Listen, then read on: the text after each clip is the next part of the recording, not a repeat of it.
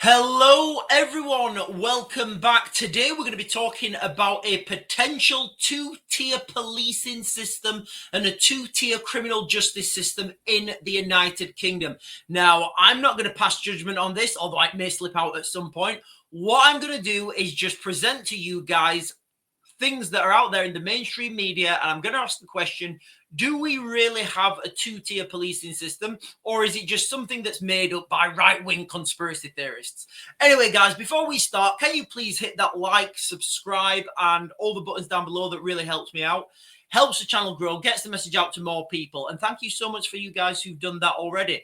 So the two-tier policing system, this came out last summer when it was perceived, and I have to say perceived, that some people for certain offences were getting more lenient sentencing than people whose offences were potentially had more credit. What's the word I'm looking for? Had more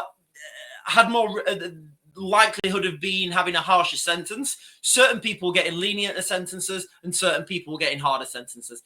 Anyway, before we start, ladies and gentlemen, I want to show you guys a quick video from a quick video regarding the suspended Labour MP. So, suspended Labour MP Mike Amesbury jailed for punching a man during a drunken street row. Now, listen, let me just caveat, I don't know what's been said between these two people. I don't know what's gone off behind the scenes. Like, we are just getting a snippet of this video. But all I'm going to do is is share with this video and let you guys see what the video is, and then I'm going to come on to another article slightly after. But let me play the video, guys.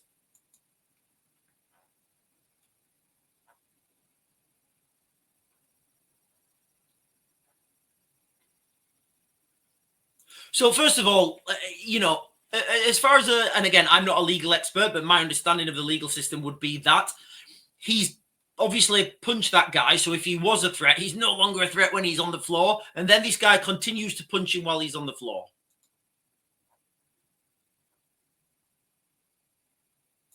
Now, if these bypasses hadn't have been there,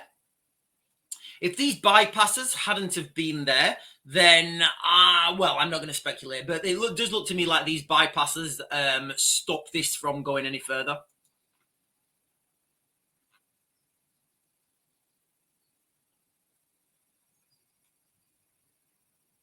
I mean, in his credit, it gives him a fair whack. Obviously, I'm not condoning that. What I'm saying is we don't know what's gone off behind the scenes. We don't know if this guy's been abusing him. We don't know if this guy's attacked him. You won't... Oh, right, okay. Right, so he has threatened him there. Now, again, like I said, ladies and gentlemen, I don't know what's gone off behind the scenes. I don't know what's caused this.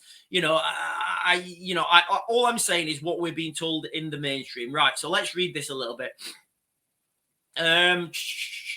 Right, so a suspended Labour MP, how long does he get? I think he gets 10 weeks. Yeah.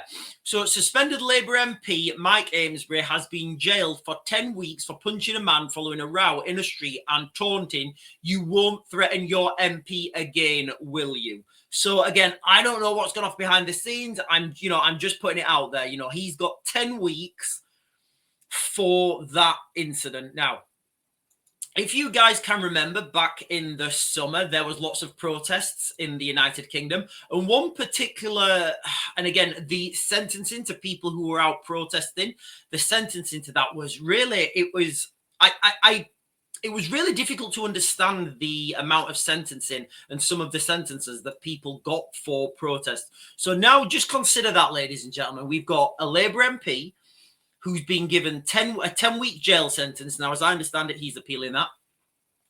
But 10 weeks for doing that to a member of the public. Now, we've got this gentleman here.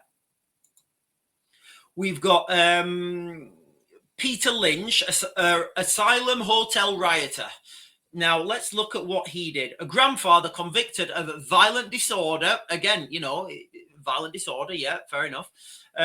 Taking part in rioting outside a hotel used to house asylum seekers. Peter Lynch, 61, was serving 2 years and 8 months.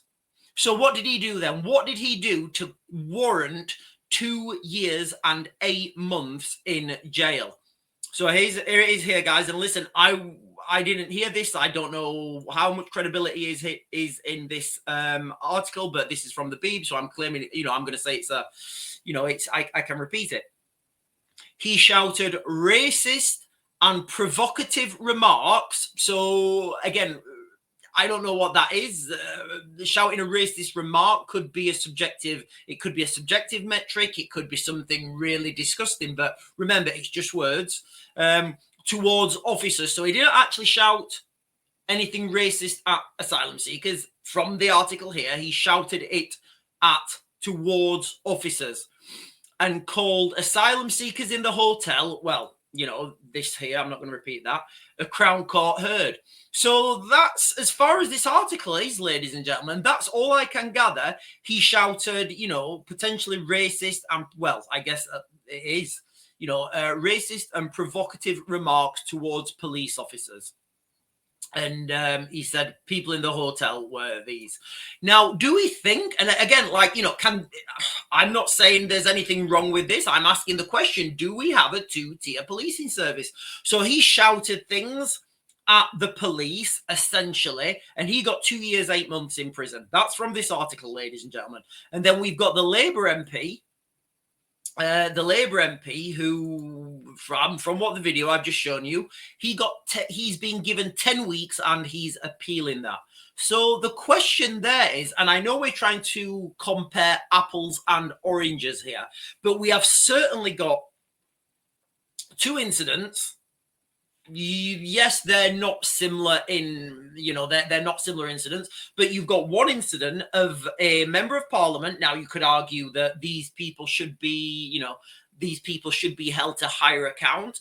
You could also argue that these people deserve a free pass because they're elected officials and they're under a lot more stress. That is up to you guys. I'm just putting it out there. So you've got these two incidents. One where a man knocks a man down and then continues to punch him on the floor.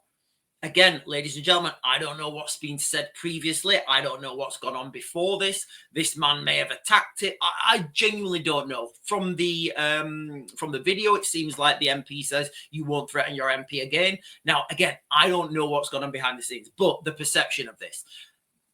Labour MP has punched the gentleman to the ground and then continued to punch him. Like I said on the video, I don't know what would have happened if those bystanders had not been there. And I don't know if this had even been brought to court if it wasn't caught perfectly on CCTV. But there we are.